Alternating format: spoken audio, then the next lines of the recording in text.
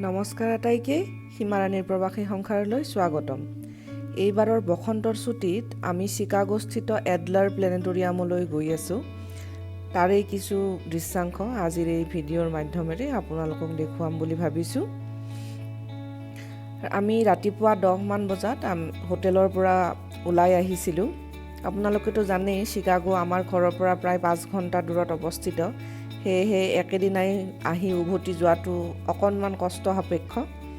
সেয়েহে আমি এখন হোটেলত আছিলোঁ আৰু ৰাতিপুৱা 10 বজাত ওলাই আহিছোঁ আৰু প্ৰায় 10:30-11 মান বজাত প্লেনেটৰিয়ামটো খোলে। সেই হিচাপেই আমি যো-জা কৰি ওলাই আহিছিলোঁ। আগতীয়াকৈ অনলাইনত আমি টিকট ক্ৰয় কৰি লৈছিলোঁ। সেয়েহে টিকটৰ শাৰীত যাবলগীয়া সময়খিনিও আমাৰ ৰাহি হৈছিল। আৰু চিকাগো চহৰতো সাংঘাতিক ট্ৰাফিক থাকে। সেয়েহে অকণ সময় হাতত লৈয়ে ওলাই আহিছিলোঁ। আমি সম্পূৰ্ণ ডাউন টাউনখন পাৰ হৈ এতিয়া লেক মিচিগানৰ ওচৰলৈ গৈ আছোঁ, কাৰণ লেক মিচিগানৰ পাৰতেই কিন্তু এডলাৰ তাৰকাগৃহটো উপস্থিত। আৰু এই অঞ্চলত বিভিন্ন মিউজিয়াম আৰু ষ্টেডিয়াম, তাৰ পাছত একুৱেৰিয়াম আদি বিভিন্নবোৰ কিন্তু একেলগেই আছে। আমি তাৰ ভিতৰত মাত্ৰ প্লেনেটৰিয়ামৰ ভিতৰলৈয়ে যাম। এতিয়া আমি আহি পালোঁ প্লেনেটৰিয়ামৰ গেটলৈ। যিহেতু আগতীয়াকৈ টিকট কাটি থোৱা আছে, সেয়েহে টিকটৰ শাৰীত যাব নালাগে, কিন্তু পাৰ্কিঙৰ বাবে আকৌ বেলেগকৈ টিকট ল'বলগীয়া হৈছিল।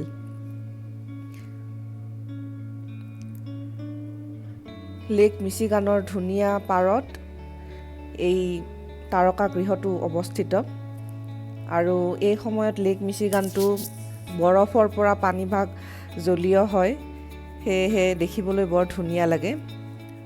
শীতকালততো গোটেই লেকখনেই ফ্ৰ'জেন হৈ যায়, যিহেতু ইয়াতে সাংঘাতিক ঠাণ্ডা। কিন্তু এতিয়া যিহেতু তাপমাত্ৰা অকণকৈ বাঢ়িছে, সেয়েহে বৰফখিনি গলি গৈছে। আমি চেক ইন কৰি প্লেনেটৰিয়ামৰ ভিতৰলৈ আহিলোঁ আৰু সোমাই দেখিলোঁ যে এটা টানেল, তাতে তেওঁলোকে চন্দ্ৰপৃষ্ঠৰ বিভিন্ন ছবি তাত ৰাখিছে আৰু ইণ্টাৰনেশ্যনেল স্পেচ ষ্টেচনৰো বহুত ছবি তাত ৰাখিছে। তাতে কেনেকৈ এষ্ট্ৰনটবিলাকে থাকে, কেনেকৈ তাত মেৰামতি কৰে, সেইবিলাক দেখাইছে। আৰু ইয়াতে এটা গ্ৰহৰ তেওঁলোকে এটা আকৃতি ইয়াতে দিছে, দি পেলাই আমাৰ সৌৰজগতত থকা আটাইবোৰ গ্ৰহ, তাৰ উপগ্ৰহসমূহৰ এটা ছবি ইয়াতে দেখাইছে। যেনেধৰণৰ ধৰক ইয়াতে জুপিটাৰ বা বৃহস্পতি গ্ৰহত যেতিয়া কেচিনি নামৰ যানখন পঠাইছিল, তাৰ এটা দৃশ্য। আৰু এয়া শনি গ্ৰহৰ যে ৰিংটো থাকে, তাৰ ৰিঙৰ ভিতৰত আচলতেনো কেনেকুৱা দেখি, সেই তাৰে এটা দৃশ্যাংশ দেখাইছে। আৰু ওপৰত সৌৰজগতৰ গ্ৰহসমূহৰ এনেদৰে তেওঁলোকৰ আকাৰ হিচাপে ইয়াতে ৰাখিছে। সৰুৰ পৰা ডাঙৰলৈ এনে ধুনীয়াকৈ তেওঁলোকে ইয়াতে সজাই ৰাখিছে। আৰু এইটো হৈছে এটা মুন ষ্টোন, মানে চন্দ্ৰপৃষ্ঠৰ এটা পাথৰ। সেই পাথৰটো ইয়াতে তেওঁলোকে ৰাখিছে। সেই পাথৰটোত কিন্তু তেওঁলোকে হাত দিব নিদিয়ে, কিন্তু এই গ্লাছৰ ভিতৰত এটুকুৰা সৰু পাথৰ আছে। সেই সৰু পাথৰ টুকুৰা আপুনি হাতেৰে চুই চাব পাৰে।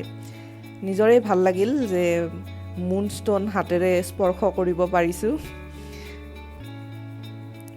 বহুত কেইবাৰ যেতিয়া চন্দ্ৰ অভিযান হৈছিলে, সেই প্ৰতিবাৰ চন্দ্ৰ অভিযানতে এষ্ট্ৰনটবিলাকে কিছু মুন ষ্টোন লগত লৈ আহিছিলে। আৰু সেই মুন ষ্টোনবিলাকেই এতিয়া পৃথিৱীৰ প্ৰায় সকলোবোৰ ডাঙৰ তাৰকাগৃহ বা মিউজিয়ামত এনেদৰে সজাই ৰখা আছে, যাতে মানুহে সেইবোৰ চাক্ষুষ দেখিব পাৰে। বাবাই তাৰ কিছু বন্ধু বান্ধৱী পাইছে নতুন, সিহঁতৰ লগতে খেলা ধূলা কৰি আছে।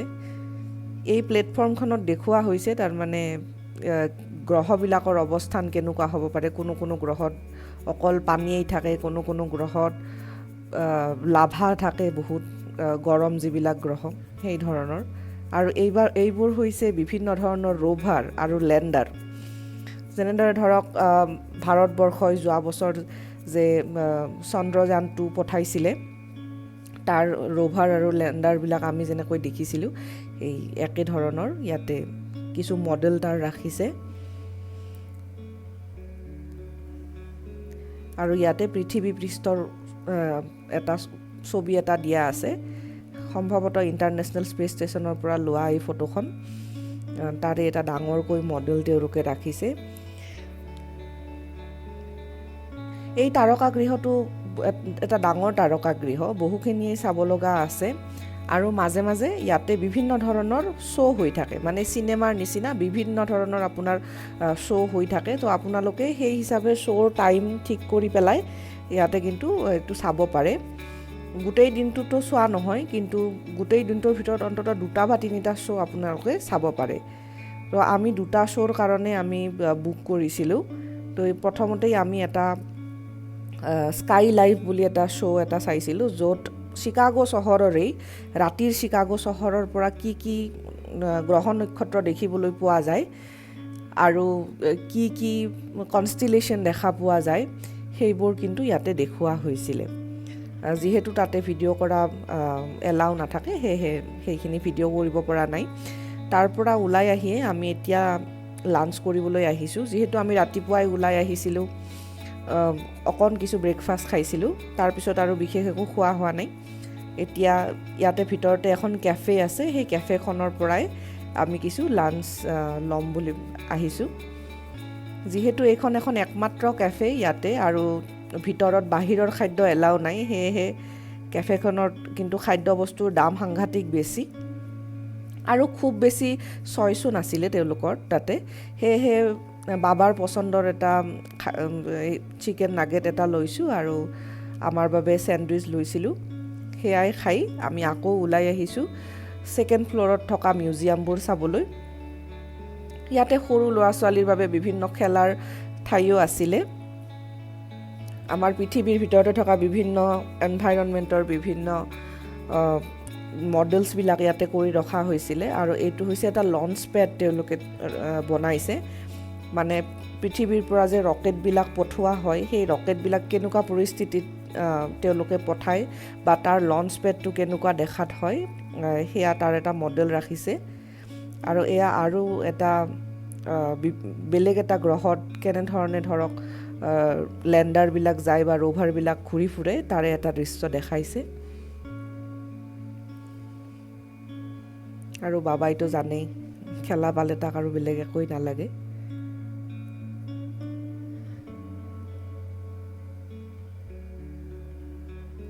আৰু এয়া হৈছে এটা এষ্ট্ৰনটৰ শ্বুট এটা মানে এষ্ট্ৰনটবিলাকে কি ধৰণৰ কাপোৰ পিন্ধে সেয়া আৰু এই যে এখেতে এইগৰাকী বিজ্ঞানীয়ে মানে ইণ্টাৰনেশ্যনেল স্পেচ ষ্টেচনৰ ভিতৰত তেওঁলোকে কেনেধৰণে সময় কটায় বা তাতে কি ধৰণৰ তাতে কাৰ্যকলাপ হয় সেইবিলাক দেখুওৱাৰ চেষ্টা কৰিছে এই ৰকেটখন হৈছে আমাৰ ভাৰতীয় মহাকাশচাৰী কল্পনা চাওলাই যে গৈছিলে সেই ৰকেটখনৰ এটা দৃশ্যাংশ আৰু তেখেতৰ যে গ্ৰুপটো তাৰ এখন ফটো ইয়াতে তেওঁলোকে ৰাখিছে আৰু তেওঁৰ জীৱনৰ সকলো ধৰণৰ ইয়াতে তথ্য তেওঁলোকে কিন্তু ইয়াতে কৈ আছিলে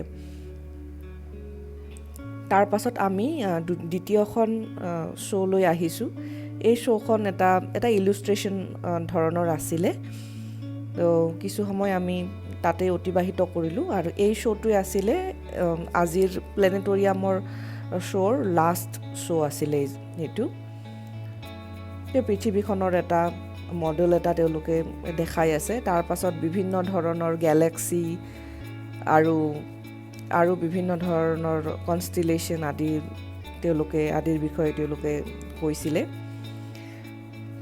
গোটেই দিনটো এনেদৰে প্লেনেটৰিয়ামত অতিবাহিত কৰি তাৰ পাছত আমি ওলাই আহিলোঁ ইতিমধ্যে 4 বাজি গৈছে 4 বজাৰ লগে লগেই তেওঁলোকে কিন্তু প্লেনেটৰিয়ামটো বন্ধ কৰি দিয়ে ওলাই অহাৰ লগে লগে দেখিলোঁ বাহিৰত বৰ ধুনীয়া বতৰ ৰ'দ ওলাইছে আমি যেতিয়া ৰাতিপুৱা আহিছিলোঁ তেতিয়াও ৰ'দ আছিলে কিন্তু অলপ আছিলে এতিয়া বহুত ধুনীয়াকৈ ৰ'দ পৰিছে মানে আবেলিৰ ৰ'দটো পৰিছে তাৰ পাছত এই যে কেফেখনলৈ গৈছিলোঁ তাৰ ওচৰতেই কিন্তু এই ডেকটো আছে এই ডেকখনত আপুনি কিন্তু বাহিৰৰ পৰাহে সোমাব পাৰে ভিতৰৰ পৰা কিন্তু আহিব নোৱাৰে আৰু এই ডেকটোত থিয় হৈয়ে আপুনি পিছফালে থকা চিকাগো ডাউনটাউনখন ধুনীয়াকৈ দেখা পাব পাৰে আৰু ইয়াতে কিছু সময় আপুনি অতিবাহিত কৰিব পাৰে যিহেতু লেক মিচিগানটো আছে সন্মুখতে তাৰ পৰা ধুনীয়া বতাহ আহি থাকে আৰু এটা বৰ ধুনীয়া এটা দৃশ্যাংশ দেখিবলৈ পোৱা যায়